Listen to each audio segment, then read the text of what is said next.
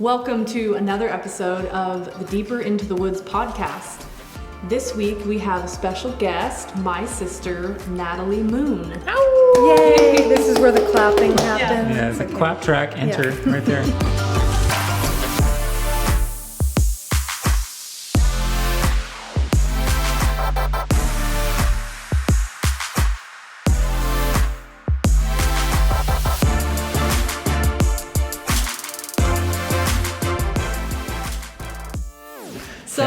Welcome, Natalie. Yeah, welcome, Natalie. Thanks for having me. It's exciting that we get to have a podcast, and I'm happy to be a part of it. Cool. So why don't you tell us a little bit about yourself, currently what you're doing in your job here at Woods, and maybe give us a little bit of history. Mm-hmm. So I started working at Woods when we opened back in 2002, so it's been 17 years or something. That seems like a really long time ago. And I worked as a barista in our first store, and I went on to manage a couple stores, which was really fun, a good challenge. And then I quickly decided, okay, maybe not so much. A little too much of a challenge for me. It was good in that time of life, but I think it was quickly, I learned more about myself, and maybe that wasn't the best role in the company for me. So had kids, took a little break, came on as like the event coordinator. We had a mobile cart for a while, and so we had probably 6 events that we did throughout the year. Ski to Sea, the fair. Those are fun, really just intensive, like having a mini store for a weekend and then it goes away. So it was a lot of work, but it was a lot of fun. And then we kind of slowly phased that out. And then when Hunter, my youngest son, went to kindergarten, I decided I had time and could work again. So I came on in the office, helping Carla and just doing some administrative stuff, and then quickly kind of transitioned into overseeing donations, community relations, also just helping Carla again with all those administrative HR paperworky type office jobs. And now you do a lot of the new hire stuff. So now I sit at the front desk. I answer the phone when it rings, try to help people with guest service stuff. I help the stores managers with random requests that they have, employee paperwork, new hire, onboarding. Really just everything. It's just a support to everyone. Yeah, a support role is definitely a great way to look at it, and it's something that I really love about my job because I feel like I'm a good supporter and a good just helper in general. So it's easy for me to step into that role and say, I can do that thing. So yes, I will get that for you and send it to your store or whatever it is. So. And it fits a little bit better than the management side. Right. And that shows for sure. Yeah. You're now doing a role that's really fits within your strengths. Yeah. Which is great. Definitely.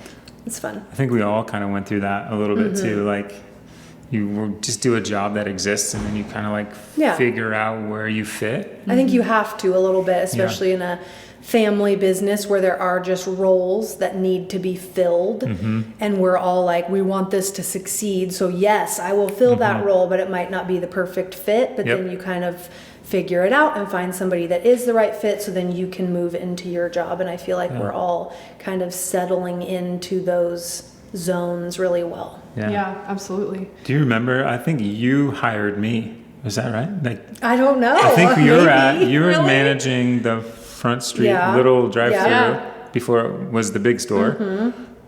And then I'm pretty sure you were my first manager when I started working in the store. I don't remember that. I remember that. Okay. I mean, I remember that. I don't know if you hired me, but you were definitely my first manager. She was the best manager you ever had, wasn't she? Yeah. Because it was so by memorable. far, because she was like so servant-hearted.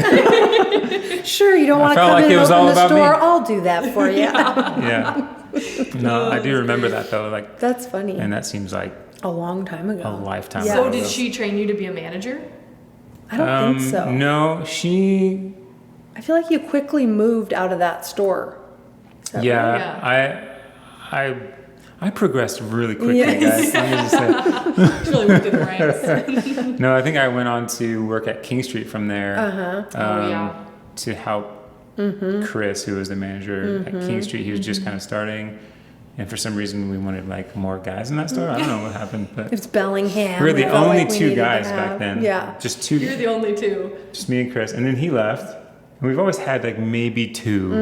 Like it was like me and like maybe one other guy. And You were the token guy there for a I while. was the token Give man. me another guy. Come on. Now we've got lots. Yeah. We're Yeah. really That is balancing it out. so balancing. I don't know if that's true. There's more guys though, for sure. Oh, yeah. But It's fun. still highly outweighed by Females. female Yeah. presence, which is awesome. Yeah. Because they're usually better at the job. Don't say that. Yeah. I don't know. We'll edit that out. Guys are tough, you know. It's tough for us guys to cut it. Yeah, But- it is. Anyway. Okay, so one of the things you're exceptional at here at Woods is handling those phone calls of guests that call in the office to usually complain or tell you of the situation. Some are totally reasonable and others maybe aren't as reasonable. We will not be mentioning any names. But you're really Oh, good man. at that. So tell me a little bit about that, how you can do that so well, and I don't know, just sort of like your partly comes from your heart for people, but Yeah. tell us just how you handle that, how Yeah. you view that. I think it's easy to tell right from the get-go when someone had an experience that was less than extraordinary at our stores and they feel like they want to share that, which we do appreciate, and sometimes Absolutely, they yeah. don't handle it in the best way, and that's kind of where I feel like I can come in and hear what they're saying, because I really try to put myself in their place when they're describing the situation, and I think, whoa, if I was a guest or a customer at you name it, Yeah. Starbucks, wherever, and I'm paying money to get this thing or to get there through the drive-through fast or whatever the complaint may be, and I'm not getting the service that I would expect from Woods, and that's what I hear a lot from people is like, this is not my normal experience, which says a lot about us, and I like hearing that because it just puts that expectation that this is out of the norm, Yeah. which is great. But then also just being able to remind them of that later in the conversation. Like, it doesn't sound like this is your normal experience. So just trying to highlight that so that they kind of remember like, oh yeah, this isn't my normal experience. So that kind of softens it a little bit. Yeah. And I think really people in general want to be seen, heard, and valued. And so I try to just take every person, even if they're like so mad at me because I'm the one answering the phone. It's not actually me that messed up their drink or their food or whatever. Yeah. But I just tried to do that for them. And a lot of times that just means listening to them ramble on about whatever it is that they feel like went wrong or happened. Yeah. Sometimes, a lot of times, totally valid, accurate things, I'm sure. And sometimes they tip it a little bit, I'm sure, to their, Yeah. annoyance or whatever. But just try to see and hear what they're saying and let them know that we value them as a person. Not saying they're right, not getting on their side and bashing the baristas or whatever, but just trying to let them know that they are valued as a human being, and that's why I'm entertaining this scenario Yeah. and letting them walk it out. And I feel like I'm able to do that easily. I can put myself in their shoes, even if I wouldn't react the same way. I can still get my mind to where they're coming from just by putting myself in the situation. It's like a weird balance between like maybe a high school counselor Yeah, right. and like maybe a hostage negotiator. Yes, a lot of that. You know what I mean? Drama and yelling. Where this person is frantic because Talk them something off the happened. ledge Yeah. because their coffee wasn't, quite You right. hit on a really key point though, which is you don't necessarily even need to agree or come Yeah. to a right or wrong. Right. That's really not even what it's about, and that's not really even why they're calling. They just want to be heard. Right. And it's not that you have to agree with them or disagree with them. You're listening, you're hearing them out, and then you of course will offer them something to say, hey, come back, try it again. Remember that normal experience, usual Yeah. experience you're having. Let's try it again. Right. Which Which is is hard because I would love to come to the defense of every manager and barista Yeah. that ever worked for us and say, you're probably slanting that a little bit against those people, so let's not do that. But that isn't also helping the guest, and that's not going to help them leave happy or feel valued or heard or seen. So I kind of just have to put that away for a while and try to point out again that we want to make it right. We hear what you're saying. Please give us another chance. And most of the time, people are totally willing to do that. And a lot of times, they don't even want anything. We do try to give them something as a parting thing of saying thank you for letting us know what's going on and give us another chance, or you paid $5.50 for that, so at least let us cover that so your next one's free. And everyone appreciates that, but a lot of times they're not calling to get free stuff. They like just that's wanna be not heard. They just want us to know that they were dissatisfied and that they think they know the right way to do something. Right. And Sometimes just let them voice their thoughts, and usually that's all they need, and they're happy and willing to give us another chance, which I think is really cool. The other thing you do well, and it's a tough one, is to not take it personally. Oh, You're the one answering that phone. Sometimes people will just go off. I mean, I've heard some of the conversations you've had. People are swearing at you on the phone. It has nothing to do with you. Yeah. Right? But yet you're the one they're taking it out on. And I know that's hard to handle. I know a lot of our baristas deal with that every day. Oh, yeah. Is how do you not take that personally? Because it is a person actually saying these words to you, even though they don't even know you. Right. And they're putting their experience onto one individual when that one individual may not even have been the offender, so to speak. But, and that is really hard. And I feel for our staff in that way, because I know they deal with it just in a magnified way that I even experience in the office. But it is hard. And sometimes I'll hang up the phone and I'll be like, okay, I feel like I could cry, but they weren't telling me I was bad, but because I care so much about the company and I take great ownership, it does feel like it's me, you know, but I'm learning how to separate it and how to just say, okay, they were mad about that situation. They're not mad at me, even though they're calling me every name in the book, you know, like it's just put it aside, let it kind of roll off a little bit.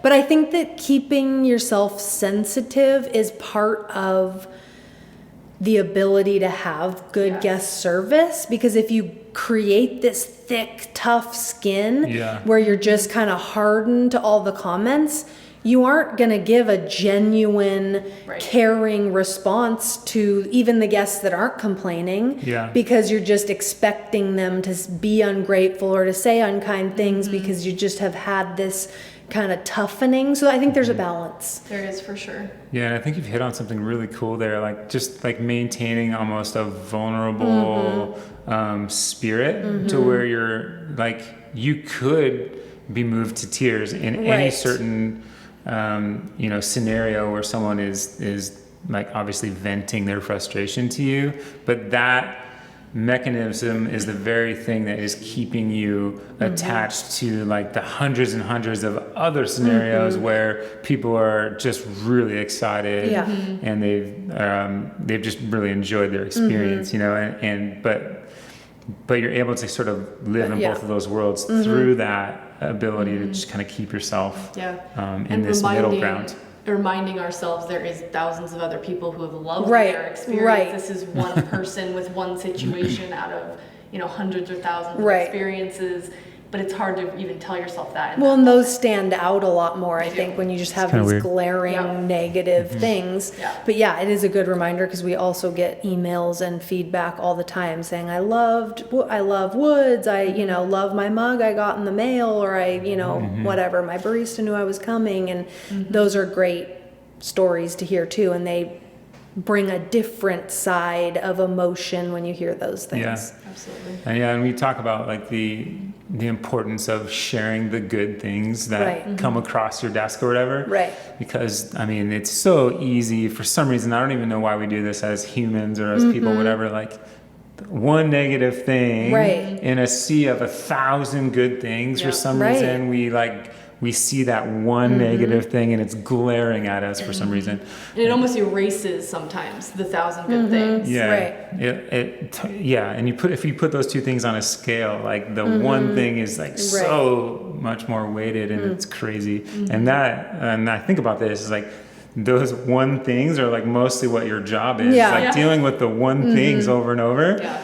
And so, I get a lot of thank you notes in the mail from donation, people that we've donated to. I think our community, we are very involved in our community. Lots of schools, offices, medical places, that we donate things to. And everyone is always so grateful. So whether it's just an email back, thanking us for our donation, and to me, they get a little bit like a pat answer, like they're just saying thank you, but with the amount of exclamation points at the end of their thank you, really or meant it. The emojis they use, or the all caps, or the, cards that have everyone's signature from the office, like it starts to kind of just be one of the pile one of the things in the pile of thank yous. But when I stop to think about the impact that we get to have is so big.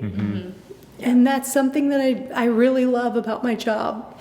And that makes all the hard things not so hard, but it's constantly calling that to mind that we get to make an impact, and people do appreciate what we do for them. So that's cool. Absolutely. Yeah, and when we get to that level of like depth, when you see like, okay, like we sell coffee, like you can simplify it down to like that small of a thing. Like we sell coffee to people, but that mechanism has grown to a place where it's like now we have the ability to pour into organizations like I think of like Engedi Refuge or even Lighthouse Mission or various other places that are like literally changing the world. Right, like Skookum Kids and Opportunity Council. Through this selfless acts and through generosity, of businesses like ours and others.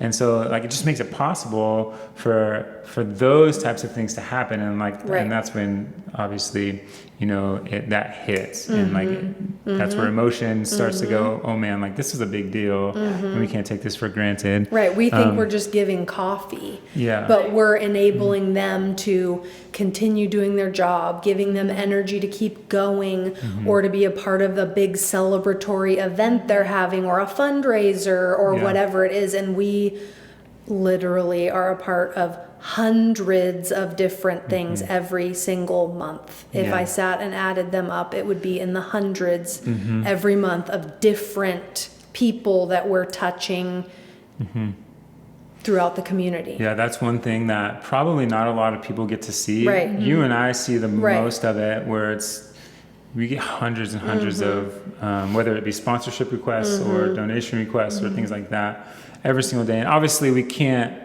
do all of them. Right. And that kind of sucks. It does. It's like, hard to say that's no. one of the toughest things that we have to manage is like, man, like we can't say yes to all of these things. There's just no way. But we say yes to But we say yes to as many as we can. And we try and accommodate as much as we can. We try to give as many donations as we can because I've always viewed it as we have the opportunity to. Of course, we can't do it all, but we try pretty hard. We get pretty darn close, And we've tried to be a little bit like smarter, more tactical. Like, okay, what are the things that we like really care about, and how is our community being impacted by these certain organizations, and like how do we support in the best way possible, and rather than paying to get like our logo on something somewhere, let's kind of sidestep that and pour resource and money into things that is like really changing a life. And we're trying to, we're trying to weigh all that. That's hard.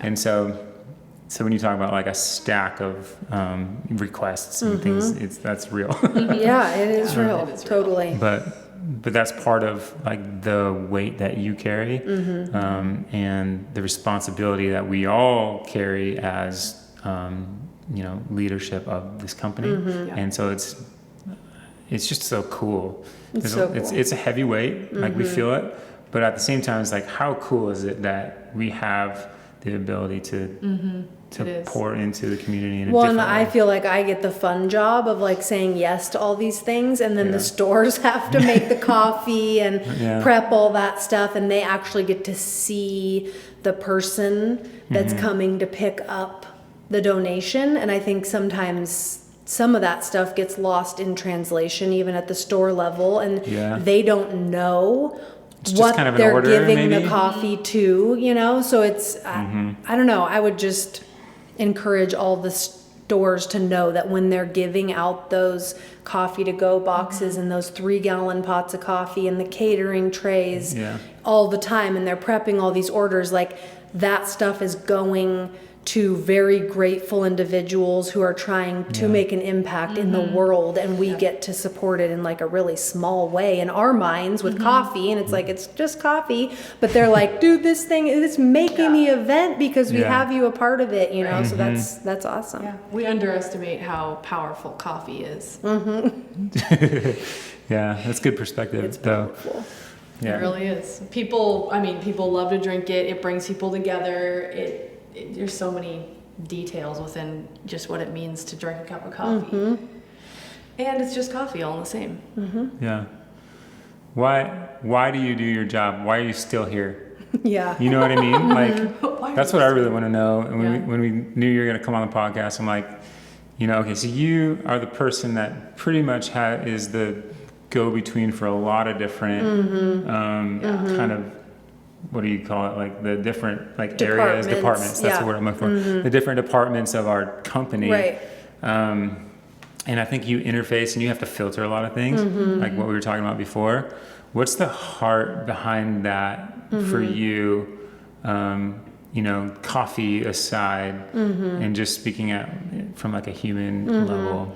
I think that is the thing that probably keeps me engaged the most, and the thing I really love about my job is that I get to work with so many different people on a daily basis and interacting with them, because I think if I was just sitting in my office with a closed door with just staring at my computer, like for me personally, that would get boring and old and kind of monotonous. But my scene is always changing, whether I'm laminating a, you know, daily checklist for a store or, you know, answering the phone to talk to somebody, sending out online orders, talking to the marketing department, working with Carla on something, calling a new hire because I need a piece of paperwork. Like, there is just so many people that I get to engage with every day, and I love people. Like, it really just feeds me to be with people, and so I think it's fulfilling like a deep desire in my heart that I just like to be with people. And if I was at my house just by myself all day, I would just go nuts.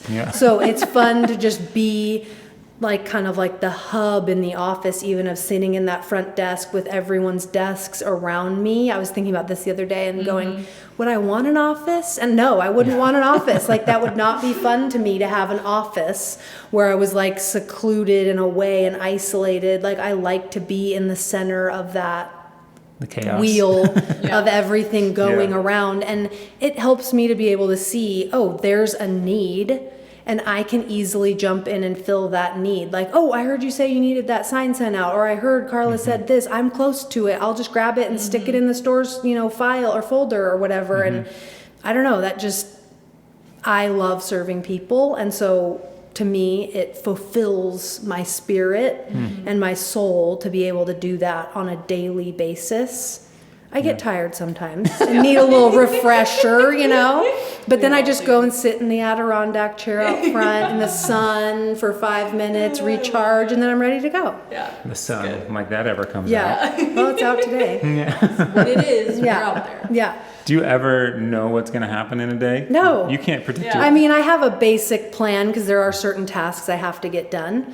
But that's also a really fun part of my job is it's very unscripted a lot of times. And I think that that's what keeps it challenging, keeps it fun, engaging, is just never knowing who needs something and where I can fit in and fill the void. It's really fun. That's great. I like that. Well, cool. Is there anything else you want our listeners to know? That's the big question of the hour. No, I think one funny thing is that even after 17 years of drinking the same coffee, I love it. Like, I can't wait to get up in the morning and have cold brew or have, brown bear or whatever it is that I'm drinking in that season. It's changed over time, but I love coffee and I love Woods, and there's never been a time where I've had resentment towards the company or wanted to quit or I'm done or anything like that. Like, every day I'm excited to come to work, and I hope that stays forever. But I just really love Woods coffee. Yeah. Us too. Yeah. That's why we're all here. That's great. Yeah. Well, thank you so much for being with us today and sharing your heart and what you love about your job. It's really fun to be able to be a part of a family business together. And have the opportunity to serve our guests and serve our community. Yeah. So thank you. It's fun to say those things out loud. It's a good reminder that we make a difference and we can keep going. Yep. Yeah. Yeah. Absolutely. Cool. Thank you. Thank you.